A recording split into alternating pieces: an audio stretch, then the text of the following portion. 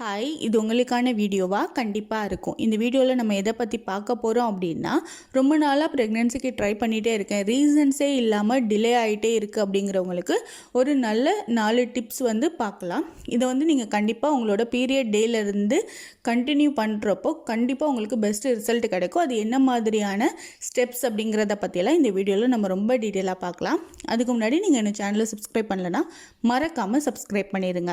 First நம்ம ப்ரெக்னென்சிக்கு try பண்ணிகிட்ருக்கோம், நம்ம ட்ரீட்மெண்ட் எடுக்கிறோம், இல்லை ஹோம் ரெமெடிஸ் எடுக்கிறோம், இல்லை ரீசன்ஸே இல்லாமல் பீரியட் ஆகிடுது, எனக்கு வந்து ப்ரெக்னென்சி வந்து ரொம்ப டிலே ஆகிட்டே இருக்குது அப்படிங்கிறவங்க நான் இப்போ சொல்லக்கூடிய டிப்ஸை வந்து நீங்கள் கண்டிப்பாக ஃபாலோ பண்ணலாம்.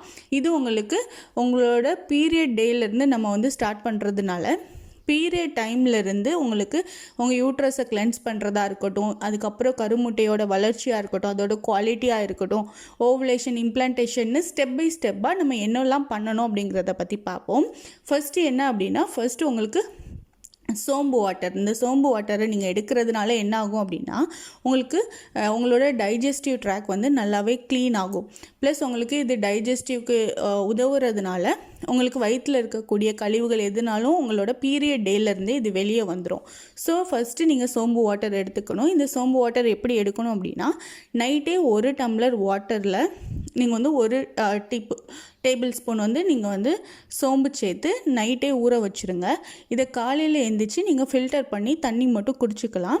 இல்லை நீங்கள் வந்து நைட்டு ஊற வைக்க மறந்துட்டீங்க, இல்லை டைம் இல்லை அப்படின்னா கூட மார்னிங் வந்து 1 கிளாஸ் வாட்டர் எடுத்து அதை நல்லா பாயில் பண்ணி அதில் இந்த 1 ஸ்பூன் சோம்பு சேர்த்து நீங்கள் அந்த தண்ணியை கூட எடுத்துக்கலாம். இது வந்து நீங்கள் பீரியட் டேலேருந்தே எடுக்கிறப்போ உங்களுக்கு நான் முன்னாடியே சொன்ன மாதிரி நல்லா க்ளீன் பண்ணி கொடுக்கும் வயிற்றை. ப்ளஸ் உங்களுக்கு இடுப்பு சைடில் இருக்கக்கூடிய ஃபேட் எல்லாத்தையும் கம்மி பண்ணும்.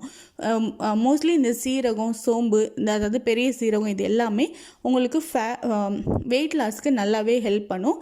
சிலவங்களுக்கு வந்து வெயிட் அதிகமாக இருக்கிறதுனால கூட ப்ரெக்னென்சி டிலே ஆகும்னு சொல்கிறாங்க. ஸோ அவங்கெல்லாம் இதை எடுத்துக்கிறாங்க அப்படின்னா கண்டிப்பாக இது ரொம்பவே யூஸ்ஃபுல்லாக இருக்கும்.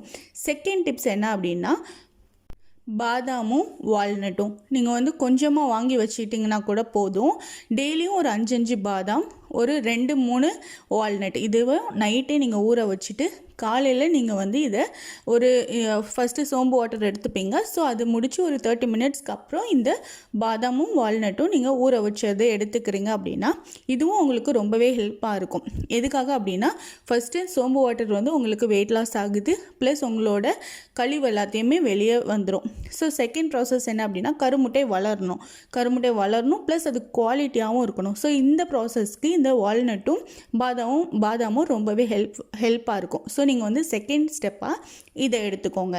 தேர்ட் என்ன அப்படின்னா, ஃப்ளாக்ஸீட். இந்த ஃப்ளாக்ஸீடில் ஒமேகா ஃபேட்டி ஆசிட் இருக்கிறதுனால, ப்ளஸ் இது வந்து ஈஸ்ட்ரோஜனை வந்து சிமுலேட் பண்ணுறதுனாலையும் நீங்கள் இதை எடுத்துக்கிறப்போ உங்களுக்கு இந்த ஓவுலேஷன் டைம் வரைக்கும் உங்களுக்கு இது வந்து ரொம்பவே பூஸ்டப் பண்ணி கொடுக்கும். அதாவது உங்களோட கருமுட்டை வளர்ச்சி, அதோட குவாலிட்டி, அதோட சைஸ் எல்லாத்தையுமே இன்க்ரீஸ் பண்ணி கரெக்டான குவான்டிட்டியில் வந்து, ப்ளஸ் அது வந்து வெடித்து உங்களுக்கு ஓவுலேஷன் கரெக்டாக நடக்கிறதுக்கு இது ரொம்பவே ஹெல்ப்ஃபுல்லாக இருக்கும்.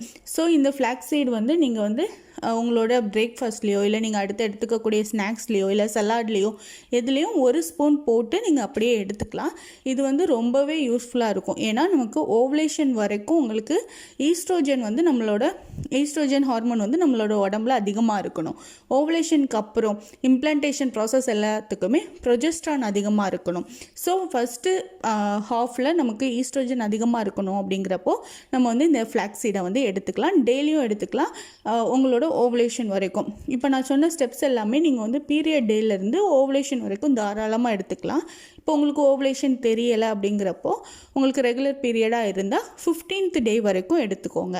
இல்லை இர்ரெகுலர் பீரியட் அப்படின்னா 20th டே வரைக்கும் எடுத்துக்கோங்க, அதுக்கப்புறம் எடுக்க வேணாம். ஸோ இது வரைக்கும் நீங்கள் எடுக்கிறப்போ உங்களுக்கு இப்போ ஃபஸ்ட்டு கர்ப்பப்பை நல்லா சுத்தமாகும்.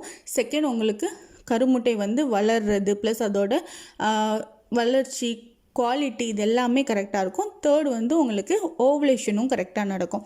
ஸோ இவ்வளோ நடந்துட்டாலே உங்களுக்கு ப்ரெக்னென்சிக்கான சான்சஸ் வந்து இன்னும் இன்க்ரீஸ் ஆகி கொடுக்கும். So next step implantation.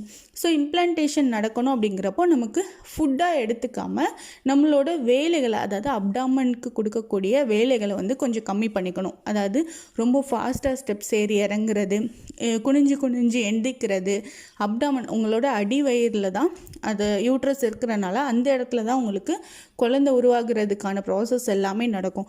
அந்த இடத்துல நம்ம ரொம்ப ஃபோர்ஸ் பண்ணி நம்ம வந்து ரொம்ப அழுத்தம் கொடுக்கறதுனால நமக்கு வந்து இம்ப்ளான்டேஷன் கூட நடக்காமல் போகலாம்.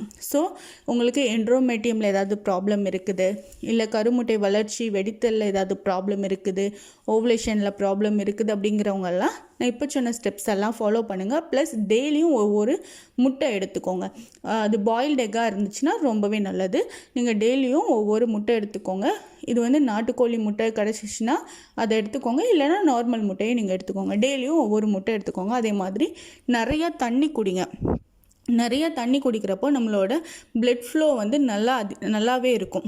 ஸோ நம்மளோட யூட்ரஸ்க்கு தேவையான பிளட் ஃப்ளோ கிடைச்சாலே இம்ப்ளான்டேஷன் ப்ராசஸ் வந்து சூப்பராக நடக்கும். ஸோ உங்களுக்கு பிளட் ஃப்ளோக்கு ஒன்று தண்ணி குடிங்க, இன்னொன்று கொஞ்சமாக வாக்கிங் போங்க. வாக்கிங் போகிறப்போ நம்மளோட ஃபுல் பாடியிலையும் பிளட் சர்க்குலேஷன் நல்லாவே நடக்கும். ஸோ அதுவும் எடுத்துக்கோங்க. உங்களுக்கு பொமக்ரேனேட் கிடச்சிச்சு, மாதுளப்பழம் கிடச்சிச்சு அப்படின்னா அதுவும் டெய்லியும் நீங்கள் எடுத்துக்கலாம். அதனால எந்த ஒரு எந்த ஒரு பாதிப்பும் இருக்காது. அது வந்து உங்களுக்கு இன்னும் உங்களோட ஹீமோக்ளோபினை இன்க்ரீஸ் பண்ணி கொடுக்கும். ஸோ நீங்கள் அதுவும் எடுத்துக்கலாம். ஹார்மோனல் இம்பேலன்ஸ் இல்லாமல் பார்த்துக்கோங்க. ஹார்மோனல் இம்பேலன்ஸ் இருக்கக்கூடாது அப்படின்னா மோஸ்ட்லி நம்ம ஸ்ட்ரெஸ் ஆகிறத கம்மி பண்ணிக்கணும். ஸ்ட்ரெஸ் நம்ம ஆகிக்கிட்டே இருக்கிறோம், இதுவா அதுவா அப்படின்னு போட்டு நம்ம நிறைய யோசிக்கிறப்போ நமக்கு ஹார்மோனல் இம்பேலன்ஸ் வந்து தானாகவே வந்துடும். ஸோ நமக்கு தானாகவே வந்துச்சு அப்படின்னா நம்ம உடம்புல இருக்கக்கூடிய ப்ராசஸ், குழந்தைக்கு தயாராகக்கூடிய ப்ராசஸ் எல்லாமே கரெக்டாக நடக்காது. அதாவது ஓவலேஷன் மேபி டிலேயாக நடக்கலாம், ஓவலேஷன் நடக்காமல் இருந்திருக்கலாம்.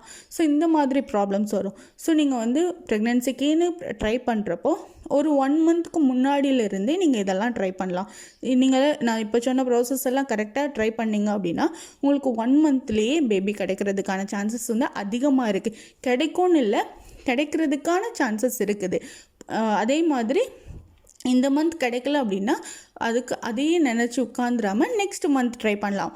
நீங்கள் வந்து கண்டினியூ ஒரு 3 மந்த்ஸ் ட்ரை பண்ணிட்டீங்க அப்படின்னாலே நீங்களும் ஹெல்த்தியாக இருப்பீங்க. ஸோ நீங்கள் ஹெல்த்தியாக இருக்கிறப்போ உங்களோட பேபியும் ஹெல்த்தியாக வளருவாங்க. ஸோ ட்ரை பண்ணுறீங்க, உங்களுக்கு அந்த மந்த்தே கிடைக்கல அப்படின்னா நீங்கள் வந்து அப்படியே உட்காந்துராதீங்க. நெக்ஸ்ட் மந்த் ட்ரை பண்ணுங்கள், கண்டிப்பாக கிடைக்கும். ஸோ ஒருவேளை நம்ம நினச்சிக்கலாம் ஹெல்த்தியான பேபியாக கிடைக்கிறதுக்காக இன்னும் 1 மந்த் வந்து தள்ளி போயிருக்கு, அவ்வளோதான் தவிர நமக்கு கிடைக்காது. அந்த மாதிரி ஸ்ட்ரெஸ் ஆகிக்காதீங்க. ஹார்மோனல் இம்பேலன்ஸ் ஒன்ஸ் வந்துருச்சு அப்படின்னா நம்ம அதுக்கப்புறம் அதை சரி பண்ணுறதுக்கே 2-3 மாதம் தேவைப்படும். ஸோ நம்ம வந்து ஹெல்த்தியாக இருக்கணும். ரொம்ப ஸ்பைசியான ஃபுட் வந்து இந்த ஓவலேஷனுக்கு அப்புறம் எடுத்துக்காதீங்க. நார்மலான ஃபுட் எடுத்துக்கோங்க. வீட்டிலேயே சாப்பிட்ற மாதிரி பார்த்துக்கோங்க. இது எல்லாமே உங்களுக்கு வந்து ப்ரெக்னென்சிக்கு இன்னும் சான்சஸை அதிகரித்து கொடுக்கும்.